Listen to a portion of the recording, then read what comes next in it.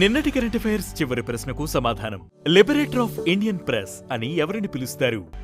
భారత్ కు governor general గా పనిచేసిన Sir Charles Metcalfe liberator of the Indian press గా గుర్తింపు పొందారు.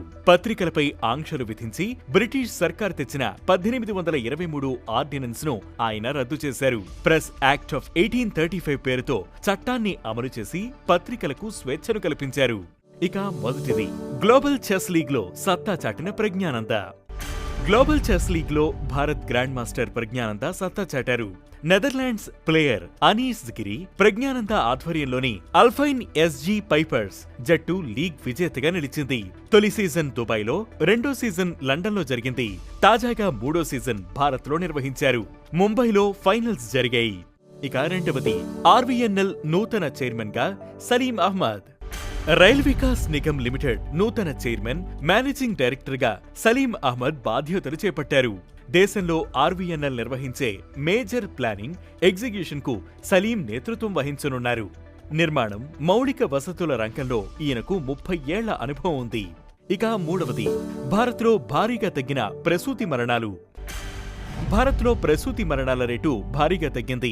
2014-16 మధ్య మెటర్నల్ మోర్టాలిటీ రేట్ ప్రతి లక్షకు 130గా ఉంటే 2018-20 నాటికి అది 97కు తగ్గినట్లు కేంద్రం వెల్లడించింది. 2015-16లో ఇన్స్టిట్యూషనల్ డెలివరీస్ 79%గా ఉంటే 2019-21 నాటికి అది 89%కి పెరిగింది. కేరళ, గోవా, లక్షద్వీప్, పుదుచ్చేరి, తమిళనాడులో 100% ఇన్స్టిట్యూషనల్ డెలివరీస్ నమోదయ్యాయి. ఇక నాలుగవది, నేషనల్ వెపన్ డేటాబేస్ లాంచ్ చేసిన కేంద్రం.